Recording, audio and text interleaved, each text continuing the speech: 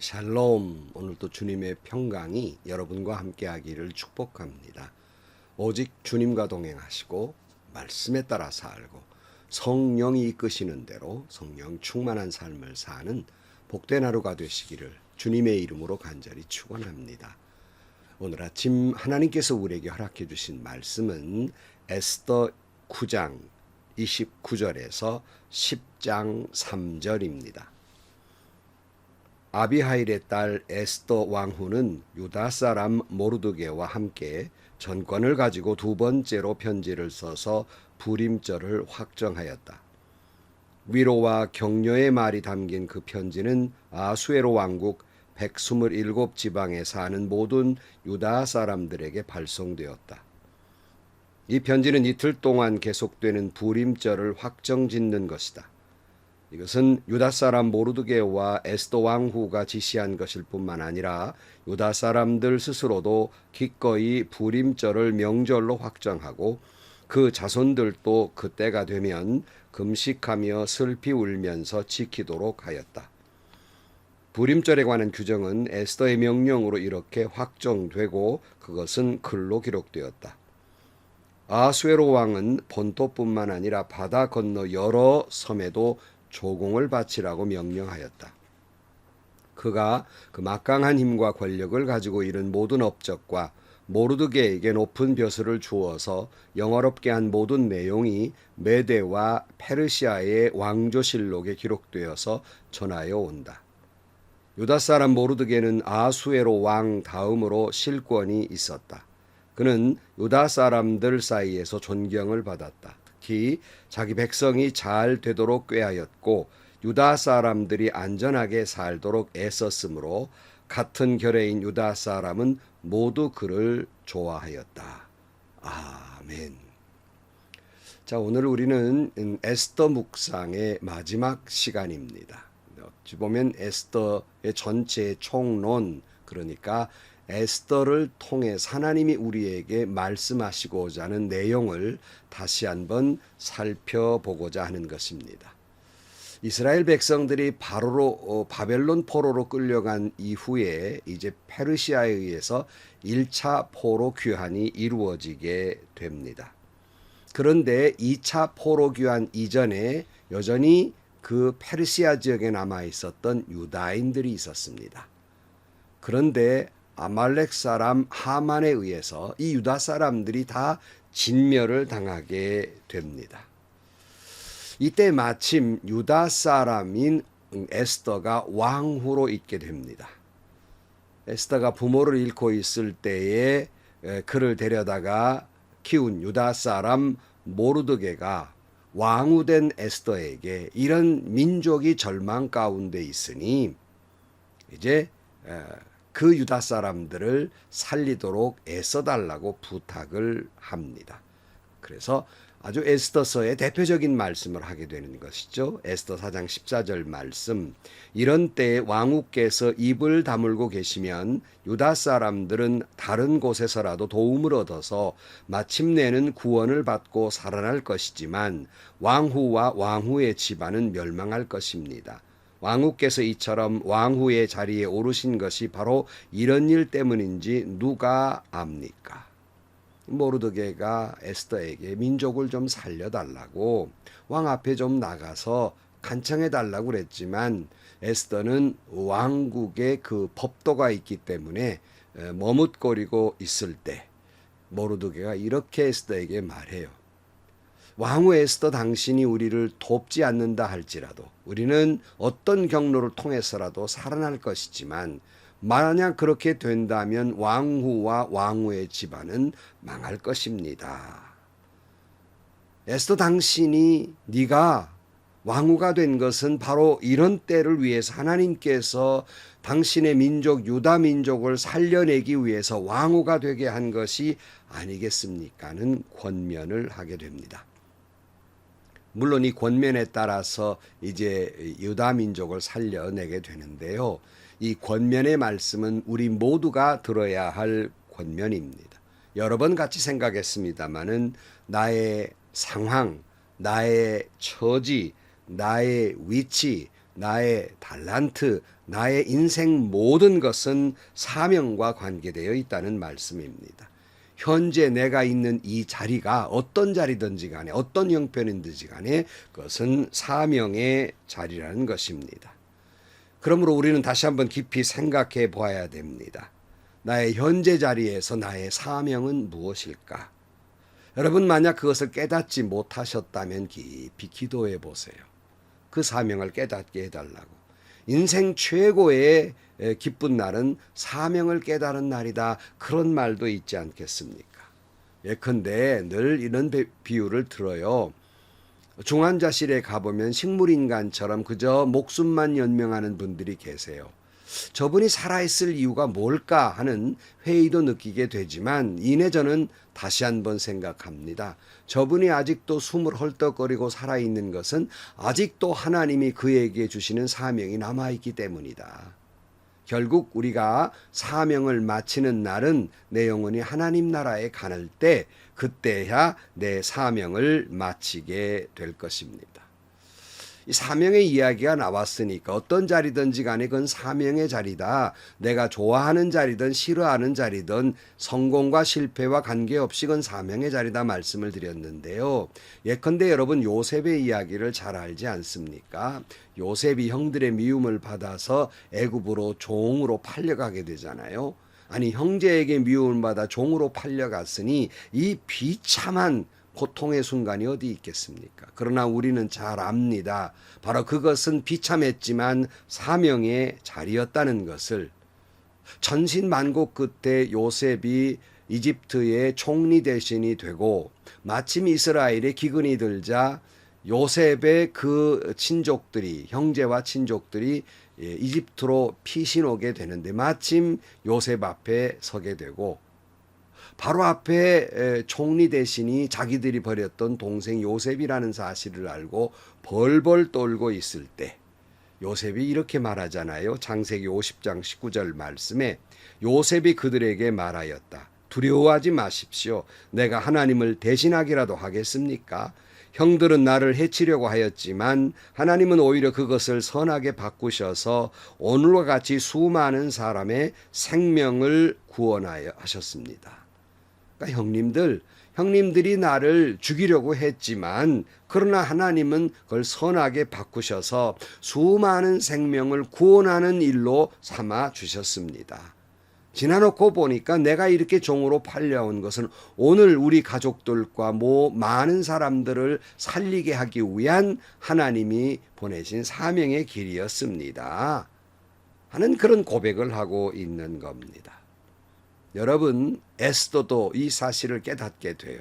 여러분도 이 사실을 깨닫게 되기를 축복합니다. 기가 막히게 좋은 자리든 기가 막히게 힘든 자리든 그건 사명의 자리입니다. 에스더 그가 그 사명을 깨닫자 금식하며 기도한 다음에 이제 죽으면 죽으렵니다 하고 왕 앞에 나아가서 민족을 살리게 됩니다. 에스더 4장 16절 말씀 어서 수산에 있는 유다 사람들을 한 곳에 모으시고 나를 위하여 금식하게 하십시오. 사흘 동안은 밤낮 먹지도 마시도 말게 하십시오. 나와 내 시녀들도 그렇게 금식하겠습니다. 그렇게 하고 난 다음에는 법을 어기고서라도 내가 임금 앞에 나아가겠습니다. 그러다가 죽으면 죽으렵니다.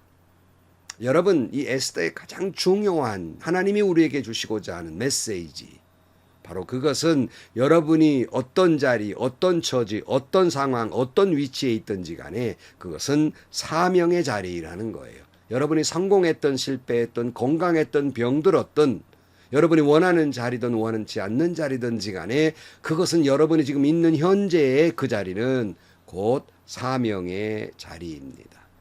깊이 기도하고 그 사명을 깨닫고 감당할 수 있기를 주의 이름으로 축복합니다. 자, 두 번째 보면 오늘 이 에스더서에서 에스더가 중요한 인물이지만은 보다 못지않게 중요한 인물은 바로 모르드게입니다. 모르드게는 그의 위치에서 선한 영향력을 발휘한 사람입니다. 성도 여러분, 여러분의 위치에서 사명을 감당하면서 선한 영향력을 끼치시기를 주의 이름으로 축복합니다. 모르드게는 늘 선한 영향을 끼친 사람이에요. 예컨대 사촌 누이 동생이 부모를 잃고 어렵게 되자 그를 데려다가 자식처럼 키웁니다. 에스더 2장 7절 말씀, 모르드게는 하다사라고 하는 사촌 누이 동생이 있었다. 이름을 에스더라고도 하는데 일찍 부모를 여의었으므로 모르드게가 데려다가 길렀다. 에스더는 몸매도 아름답고 얼굴도 예뻤다. 에스더가 부모를 여의었을 때 모르드게가 그를 딸로 삼았다. 모르드게는 무엇보다도 어렵고 가난하고 고통 가운데 있는 사람들을 외면하지 아니했습니다. 늘 하나님의 마음으로 선한 마음을 소유했고 선한 영향력을 끼치게 됩니다. 여러분 아시는 대로 이스라엘 사람들이 이제 그 하만이라는 사람에 의해서 진멸을 당하게 됐는데 그날이 12월 13일이에요.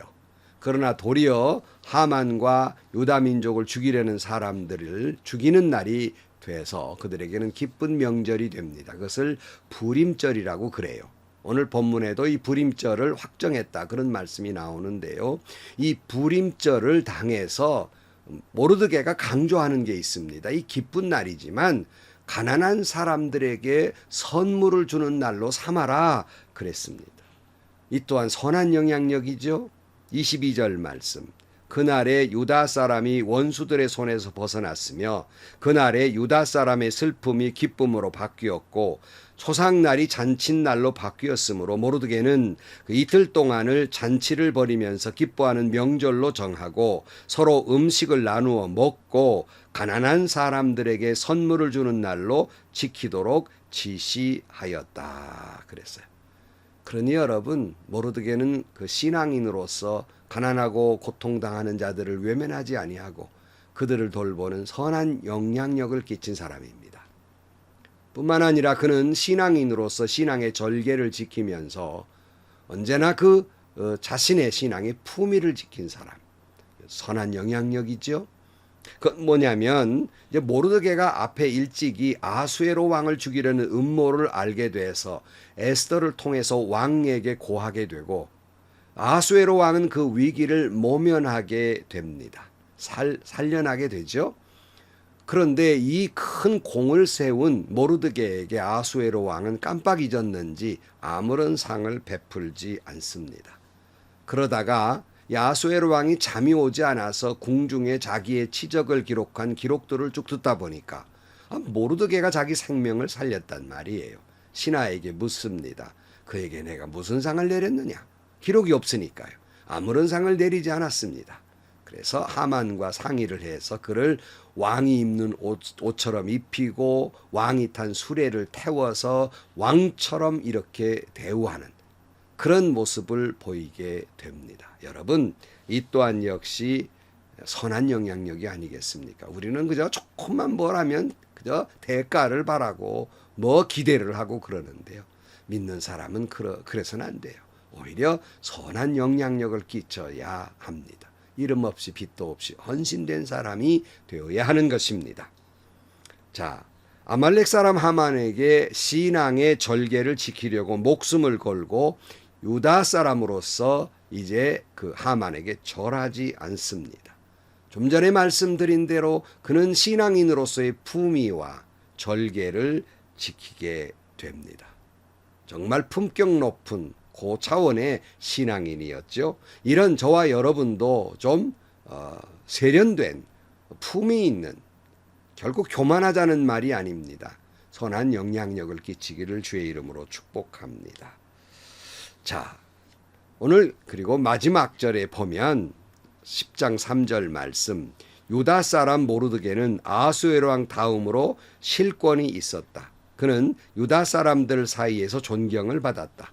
특히 자기 백성이 잘 되도록 꾀하였고 유다 사람들이 안전하게 살도록 애썼으므로 같은 결의인 유다 사람은 모두 그를 좋아했다.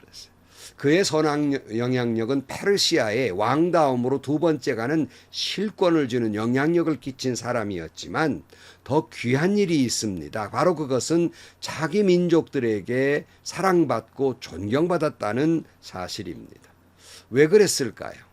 모르드게는 결코 자기 중심적인 삶을 살지 않았어요. 끊임없이 주님을 위해서 하나님의 뜻을 이루기 위해서와 그리고 이웃과 자기 민족을 위해서 살았던 사람입니다. 그러니 이타적인 사람이라는 것이죠. 그러므로 말미암아 사람들에게 사랑과 존경을 받았습니다.